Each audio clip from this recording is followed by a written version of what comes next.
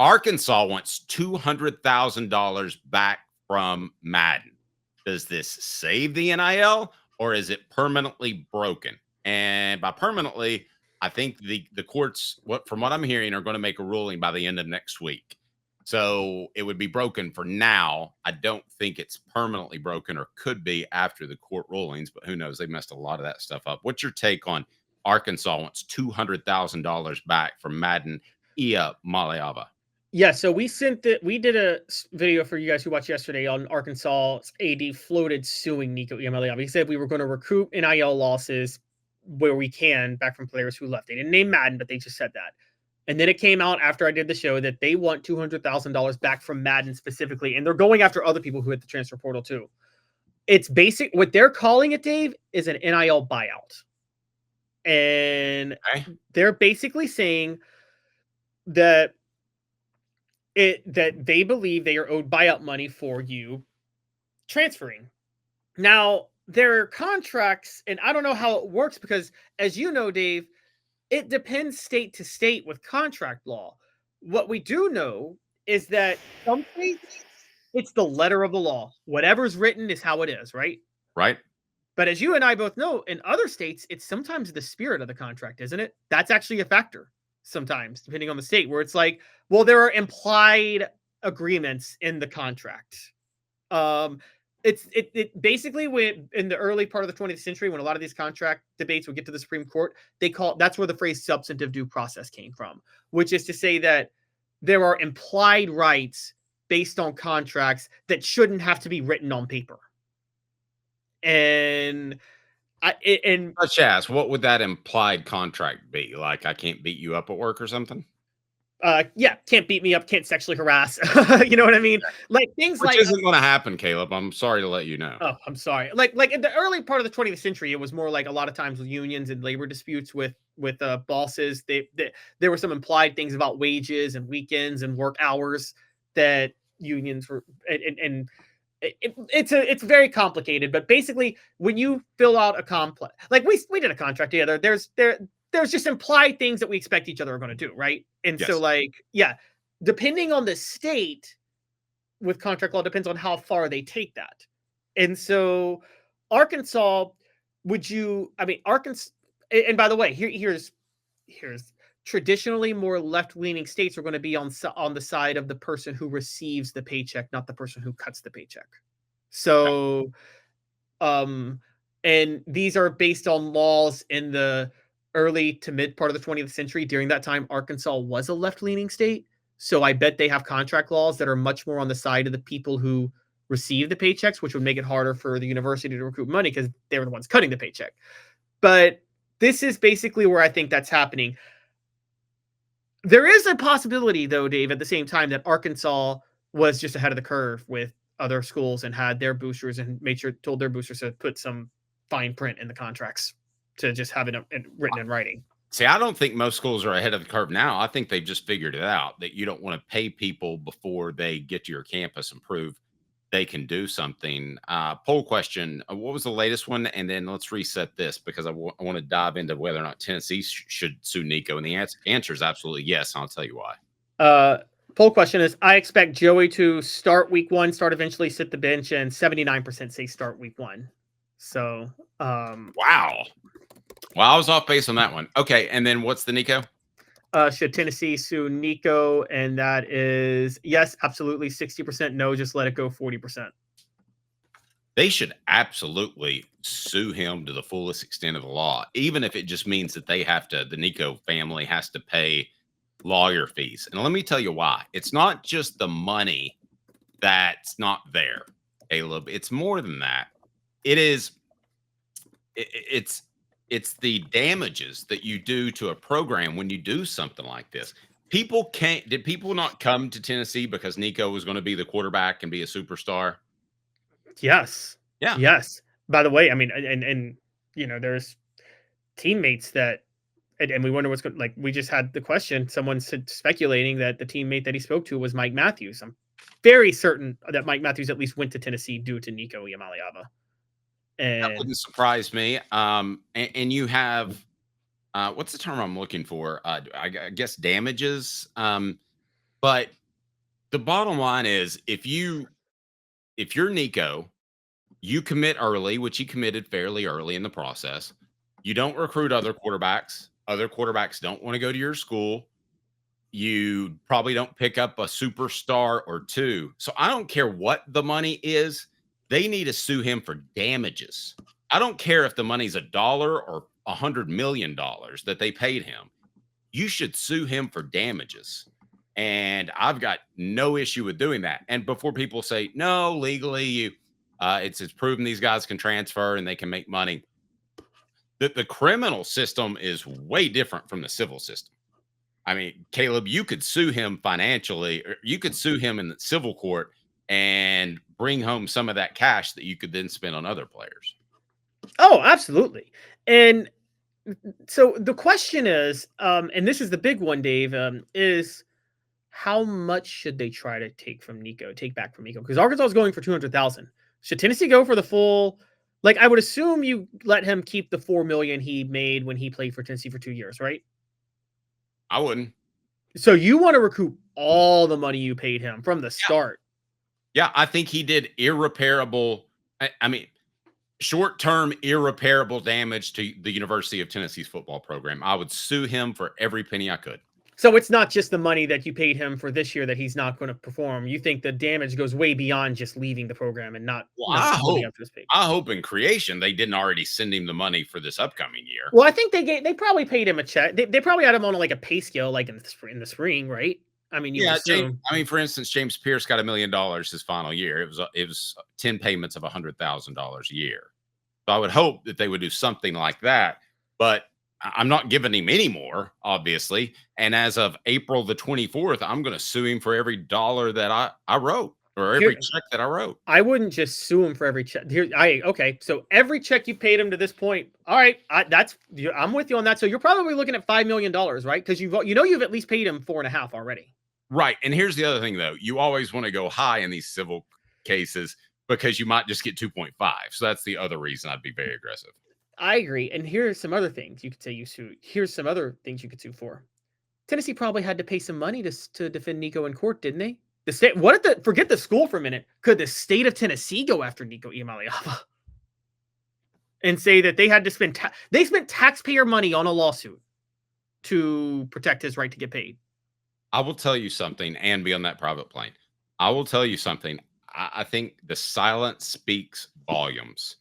And I think either it'll be this week or next week that you'll see Danny White or Josh Heupel come out, probably White. You'll see them come out and say, we're suing him. We're suing him. Yeah, I could probably see that. Now, the real question is this, and this is the other one I want to ask Dave, and you tell me. Will this save NIL, and maybe we should make this the bank on it. Will this save NIL, or is NIL permanently broken no matter what? NIL is permanently broken for the short term. Bank on it, brought to you by Commercial Bank, member FDIC, Life Made Better. Commercial Bank is your neighborhood bank. What makes us different from other banks? We understand that every customer has unique opportunities, challenges, and financial concerns. We don't expect you to fit into the same box as the next person or business. Whether it's purchasing a home, saving for your child's future, or planning for your next vacation, we're with you every step of the way to navigate life's big decisions. Commercial Bank. All right, Caleb. So with the irreparable short-term damage, I would definitely go after him. I would sue him. And what was the question you asked just before our 30 seconds from Commercial Bank? Does this save NIL, or is NIL permanently broken? It's permanently broken and it's going to be permanently broken for just a few more days because the Congress thing is about to come down. And what they're going to do is they're going to, you're going to have to unionize probably on the player side. You're going to have 105 players instead of about 130 because you want to, and now a lot of those guys were walk-ons. I'm not talking about the 85 scholarship limit, but you had that many. So you're going to come down. They're trying to quell cost here. So, it's not going to be broken for long. Well, NIL is going to be permanently broken because it should be pay to play. It shouldn't even be NIL. and they shouldn't have to go to college. I mean, they shouldn't have to go to school. It is what it is. It's the minor leagues. And if you don't like that, then I'm sorry, but that's just what it is. I mean, they don't make the janitor at UT go to school, go to class. Why should they make a football player if he's an employee, which is exactly what he should be? Yeah, and I think we've had that solution before, right? Football players don't go to class when they're playing football. You hold their scholarship, and whenever they want to come back and go to class, they can do it. But when you're there for football, you focus on football. But I actually disagree with you. I think it's going to say. Can I stop you for a second? I would take that away. Because if you're not taking advantage of college while you're there, now if you let's say make it 3 years and then you go to the NFL, I've got no problem with you paying once you're back. But if you're going to pass on that, then I'm not paying for your school, because you may not know this, but did you know a check actually changes hands for a school when they sign a scholarship with a player? It's not just, hey, there's 200 people in this class, so what's 201? Big deal. There is actually money paid from one part of the university to the other. So even though it sounds like it might be free in the future, like when so many players came back, Dwayne Goodrich comes to mind, Fred White went back, they picked up a lot of that pay. I'm not paying that anymore. If you don't take advantage of it, I'm not shelling over dollars from the athletic department, which is a different entity than the university. I'm not doing that anymore. All right, here, I would say you make the decision. Do you want to just play football? Well, no, I wouldn't even I'm not cutting the check for you to go to classes while you're playing football. How about that? I'll cut the check after you finish playing football. So that way you don't have to cut the check twice. You can come back whenever you want, and I'll cut the check for you. So that's a topic for another day, but I would just say, yeah, that's how I would cut the check. But in terms of saving NIL, Dave, think about what's happened in the last week. Nico Iamaleava and Madden tried to strong arm Tennessee for $4 million, or in the last 2 weeks. They bolted. They bolted, and then we found out nobody wanted them. They thought UNC or USC would be interested. Neither one wanted them. They thought Oregon would be interested. Oregon didn't want them. Drove their NIL market down to 1.4 million, I think, at UCLA. Lost money, and now they're getting sued by Arkansas for this, and they could get sued by Tennessee. I think this is actually a game changer for NIL, because I think now it balances the power. There was too much in favor of the coaches, and it was too much in favor of the players. It's balancing the power, because schools are now starting to realize we can fight back. We can put stipulations in these contracts, and if the players don't follow those stipulations, they could get in trouble. And isn't this whole thing proof that a lot of coaches are dumb? Because they pushed for more and more money to be in these contracts, and the contracts were completely non-binding. Oh my gosh, yes. I mean, did Danny White at some point say, whoa, $2 million for a quarterback that hasn't played a college snap? That seems like a lot. And then Josh Hall was like, no, we got to do it. He's the program. Well, and Danny White had to talk to the boosters about that. So you can't just go with the coaches. The boosters had to agree to that too, because they're the ones cutting these checks. They're giving them endorsement deals. That's where that money's coming from. And so yeah, I agree. So that's not true. Like I living in Knoxville, I'll give you an example, and I don't want this to sound like I'm throwing him under the bus, because I think he's a fine young man. Brew McCoy had a golf tournament, which was for his charity, which was right after that was it Lamar Hamlin? Damar Hamlin. He had the heart issue, and that's what he was raising money for. And I thought it was fantastic. So I went over to cover the golf tournament. He didn't want to talk about his ankle. He didn't want to talk about the fact that he was bouncing back from an injury. I think in retrospect, we know because it wasn't going as well as he had hoped.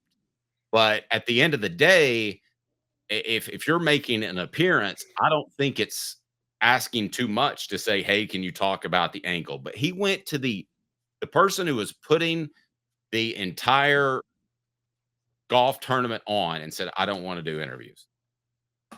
I mean, but that was ridiculous. Yes, but that was a stipulation in the contract. What's happening is collectives are third-party negotiators between these endorsers and then the players, and then they have these agreements to do this or that, and it just depends on that. I think that so you got to put it on a lot of other people beyond the coach on tightening this language. Here's the thing. Here was the problem, Dave. Because of the market, if you were binding on contracts and things like that, and another school wasn't, you were going to lose in the recruiting battle. But I think now the Nico train has led a lot of schools to be like, Yeah, no, we got to be, we need to tighten these NIL laws. And here's the big part. There are going to be some schools that are going to be reckless and non-binding and say, yeah, I'll pay you guys whatever you want. Those schools are going to go bankrupt, and those schools are the more desperate schools. No, you're right. And those are the desperate schools. And right now, I can't help but wonder out loud if Tennessee's one of those desperate schools. I don't know. They took a stand on Nico, so they may not be as desperate as we thought. Well, but they did pay him, and they paid him at a time when I think you would agree they felt pretty desperate, didn't they? Yes, they were desperate when they went after him on the recruiting in the recruiting trail. But look, Arkansas seems like a desperate school, but they smartly may have had some writing in their contract to say, you know what, you better not leave us. So look, we'll see how this all plays out. This is early, but if Arkansas can recruit some money, that would start saving NIL. Just out of curiosity, what is Nick's Twitter handle? Can somebody help me with that on the message board? Do you know it offhand? Nick Iamaleava. Nick. It's a Nick _ Iamaleava. Okay, let's just go ahead and bring him in the conversation. Should Vols sue Nick Iamaleava? And I say absolutely yes. I think it makes you look a lot tougher. Now, the flip side is, does that hurt you in recruiting? And you'll hear me go back to recruiting because I think it's the lifeblood of every program. But if you sue him, do other recruiters use it against you? I mean, I don't think so, because I think Arkansas doing what they're doing. I think, look, this is why I said NIL is being saved. There's a collective effort by schools right now to fight back. That's why USC and UNC just openly didn't entertain Nico once he got on the market. Okay, but this is all going to be fixed here shortly. I do believe that. But again, I don't know how much you sue him for, but I would definitely sue him for something. So we'll go ahead and tag him to this topic so that he can read about what we think about Nick Iamaleava. And I think everybody knows that we're not fanboys here. I'm just talking from a business perspective. I would totally sue him. Totally sue him. Wouldn't even think twice about it. I'm surprised 24% of the people in our poll question think you shouldn't sue him. Please, somebody give me a reason why you shouldn't sue the Iamaleavas. I just, what? Even if you don't even win, make a point. Yeah, I mean, you make a point. You tell schools, you tell recruits you're not going to be pushed around. Now, the flip side, I would say, my opinion is Danny White wants to sue them, but Josh Heupel's like, easy, because you don't want to hurt yourself in the recruiting. Yeah, you're worried about the recruiting. I totally agree with you. That's probably the biggest thing. Yeah, I mean, Arkansas has Sam Pittman. He's not the brightest bulb in the box. I mean, no, this is their athletic director making this decision. Let's call it what it is. Well, you at least call the coach and ask. Yeah. I mean, you at least say, what do you think? I might sue this guy. What are your thoughts? And then if the coach says, please don't, especially not for $200,000, $200,000's paltry compared to what Nico was making. No, I agree. Look, I agree with you on all of that. But like, I think that's the point, is to try to recoup some money back. So we'll kind of see how this plays out. You may remember this. Were other schools going to pay Nico what UT did when he came out of high school? Well, I will tell you this. I don't think they were going to pay as much, because ultimately, the sad thing about this is he made the decision purely based off money. He didn't base it off playing in the SEC, playing in front of 100,000 incredible fans, having an opportunity to win a championship. He made this all about money. That's what we have learned about Nico. So were other schools going to pay Nico what UT did when he came? I would say absolutely not.